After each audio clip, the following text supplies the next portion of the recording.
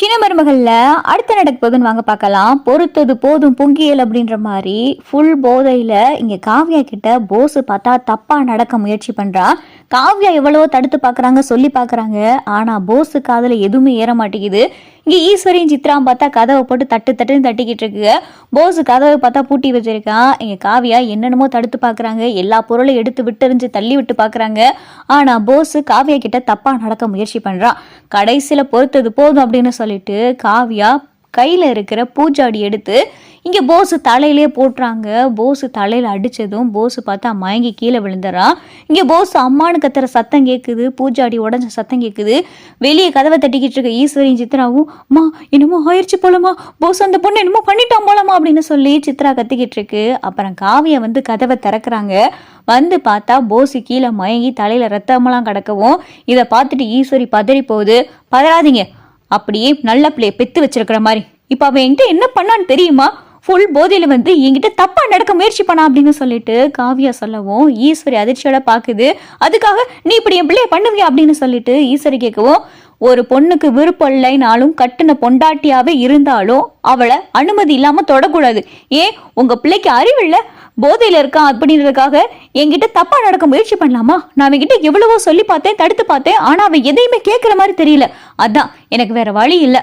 அதான் கையில கிடைச்சதை எடுத்து அவன் தலையில அடிச்சிட்டேன், அதனாலதான் அவன் மயங்கிட்டான் அப்படின்னு சொல்லிட்டு இங்க காவியா சொல்லவும், அடி பாவி போஸ் போஸ் போஸ் எந்திரிடா போஸ், நீ போஸ் எந்திரிடா அப்படின்னு சொல்லிட்டு ஈஸ்வரி போஸ் முகத்துல தண்ணியெல்லாம் தெளிக்கவும் போஸ் கண்ணு முழிச்சு பார்க்கவும் ஈஸ்வரி வேகமா பார்த்தா சேலையை கிழிச்சு இங்க போஸ் தலையில கட்டெல்லாம் போட்டுக்கிட்டு இருக்கு.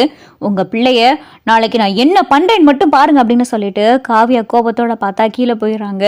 ஏண்டா போஸ் ஏண்டா அப்படி பண்ணிக்கிட்டு இருக்கு அப்படின்னு சொல்லி ஈஸ்வரி கேட்கவும், அதுக்காக அவ சொல்றதெல்லாம் கேட்டுக்கிட்டு நான் நடந்துகிட்டு இருக்க முடியுமா? நான் எப்படி இருந்தேன், ராஜாவாட்ட இருந்த என்னைய போய் கிச்சன்ல படுக்க சொல்றா, அவங்க அப்பாவுடைய செங்கச்சோலைக்கு போய் கல்லு தூக்க சொல்றா. இதெல்லாம் எனக்கு தேவையாமா? இவளை எப்படியே சும்மா விடக்கூடாதுமா அப்படின்னு சொல்லிட்டு போஸ் கோபப்படவும், டேய் அவ வேற நாளைக்கு என்ன பண்றேன்னு பாருங்க வேறன்னு சொல்லியிருக்கா, நாளைக்கு ஏதாவது பண்ணி தொலைக்க போறாடா அப்படின்னு சொல்லிட்டு ஈஸ்வரி சொல்லவும், மா அவ என்ன வேணாலும் பண்ணட்டுமா, அதை நாளைக்கு பாத்துக்கிறோம் அப்படின்னு சொல்லி, நீ போ எனக்கு டயர்டா இருக்கு, நான் இன்னைக்காவது இந்த ரூமுக்குள்ள படுத்துக்கிறேன் அப்படின்னு சொல்லிட்டு போஸ் பார்த்தா ரூமுக்குள்ள படுக்கவும் காவியா பார்த்தா ஹால்ல போய் சோஃபால உட்காந்துருக்காங்க. ஈஸ்வரியும் சித்ராவும், மா காவியா வாமா எங்க ரூம்ல கூட நீ படுத்துக்கமா அப்படின்னு சொல்லிட்டு ஈஸ்வரி கூப்பிடவும், அதெல்லாம் ஒன்றும் தேவையில்லை போங்க அப்படின்னு சொல்லி காவியா கத்தவும் ஈஸ்வரியும் சித்ராவும் பார்த்தா போயிருதுங்க. மறுநாள் காலையில் ஆயிடுது. காவியா பார்த்தா சோஃபாலே உட்காந்துருக்காங்க. அப்பதான் மோகனா மலர் அப்பத்தா எல்லாரும் எந்திரிச்சு வரவும், என்னம்மா காவியா என்னம்மா இங்கே உட்காந்துருக்க அப்படின்னு சொல்லிட்டு மோகனா கேட்கவும் காவியா எதுவுமே பேசாம அமைதியா இருக்காங்க. என்னம்மா என்னாச்சு, நீ ராத்திரியெல்லாம் தூங்கலையா, இல்ல சீக்கிரம் எந்திரிச்சிட்டியா அப்படின்னு சொல்லி அப்பத்தா கேட்கவும் அப்பையும் பார்த்தா காவியா எதுவுமே பேசாம அமைதியா இருக்காங்க. கொஞ்ச நேரத்திலே பார்த்தா வீட்டுக்கு போலீஸ் வருது.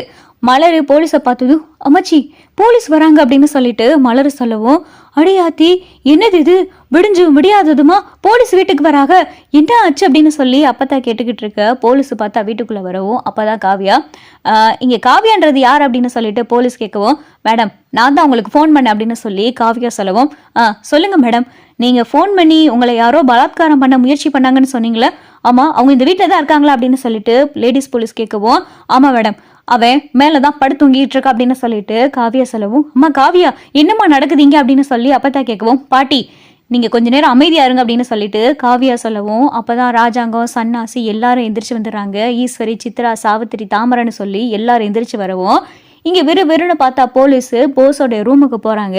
அங்கே போஸ் படுத்து கிடக்கிற பார்த்துட்டு, டே எந்திரடா அப்படின்னு சொல்லிட்டு ஒரு லேடிஸ் கான்ஸ்டபிள் பார்த்தா போஸை தட்டி எழுப்பவும் போஸ் எந்திரிச்சு பார்க்கவும் போலீஸ் நிற்கவும் அதிர்ச்சியோட பார்த்தா போஸ் பார்க்கவும், வாடா கீழே வாடா அப்படின்னு சொல்லிட்டு போஸோடைய சட்டையை பிடிச்சு பார்த்தா போலீஸ் இழுத்துட்டு வராங்க. மேடம் இவன் பேரு போஸ், இவன் என்னைய கெடுக்க முயற்சி பண்ணான், இவன் மேல நான் கம்ப்ளைண்ட் கொடுக்குறேன் அப்படின்னு சொல்லி காவியா சொல்லவும் வீட்டுல இருக்கிற எல்லாருக்கும் பார்த்தா பயங்கரமான அதிர்ச்சி. காவியா என்ன பண்ற, போஸ் உனக்கு தாலி கட்டின புருஷன் அப்படின்னு சொல்லிட்டு ஈஸ்வரி சொல்லவும், தாலி கட்டின புருஷனாவே இருந்தாலும் ஒரு பொண்ணுக்கு விருப்பம் இல்லைன்னா தொடக்கூடாது, ஆனா இவன் நேத்து என்கிட்ட அவன் பலாத்காரத்துக்கு முயற்சி பண்ணான், என்கிட்ட தப்பா நடக்க முயற்சி பண்ணான், நான் எவ்வளவோ தடுத்து பார்த்தும் என்கிட்ட அத்துமீறி தப்பா நடந்துக்க முயற்சி பண்ணான், அதை தடுக்கிறதுக்காக என் கையில கிடைச்ச பூச்சாடி எடுத்து அவன் தலையில அடிச்சேன், இதுதான் நடந்துச்சு, நான் இவன் மேல கம்ப்ளைண்ட் கொடுக்குறேன், நான் இவன் கிட்ட ஏற்கனவே நான் சொல்லியிருக்கேன், என்னோட விருப்பம் இல்லாம என் பக்கத்துல கூட வரக்கூடாதுன்னு. ஆனா இவன் நேத்து ஃபுல்லா குடிச்சிட்டு என்கிட்ட தப்பு தப்பா பேசி என்னைய காயப்படுத்தி என்னைய ஹராஸ் பண்ணான். அதனால இவன் மேல நான் கம்ப்ளைண்ட் கொடுக்குறேன் மேடம், நான் கம்ப்ளைண்ட் கொடுக்குறேன், என் கம்ப்ளைண்ட்டை நீங்கள் எடுத்துக்கணும் அப்படின்னு சொல்லி காவியா சொல்லவும் வீட்டில் இருக்கிற யாருக்குமே பார்த்தா எதுவுமே புரியல. அடி ஈஸ்வரி என்னதான் நடக்குதுங்க அப்படின்னு சொல்லி அப்பத்தா கேட்கவும், அத்தை காவியாக்குள்ளேயும் போஸுக்குள்ளேயும் ஏதோ சின்ன பிரச்சனை, அதை காவியா அப்படி பெருசாக்கிக்கிட்டு இருக்கா அப்படின்னு சொல்லிட்டு ஈஸ்வரி சொல்லவும், மேடம் இப்போ நீங்கள் அரெஸ்ட் பண்ண போறீங்களா இல்லை நான் மேலெடுத்துட்டு போய் பேசட்டா, எங்கள் அப்பா எம்எல்ஏ அப்படின்னு சொல்லிட்டு காவியா சொல்லவும், சரிங்க மேடம் நீங்க கம்ப்ளைண்ட் கொடுத்துருக்கீங்க அப்படின்றதுனால நாங்க போஸ் அரெஸ்ட் பண்றோம் அப்படின்னு சொல்லிட்டு போலீஸ் பார்த்தா போஸ் அரெஸ்ட் பண்றாங்க. இதை பார்த்துட்டு ஈஸ்வரியும் சித்ராவும் கதறிக்கிட்டு கிடக்கு.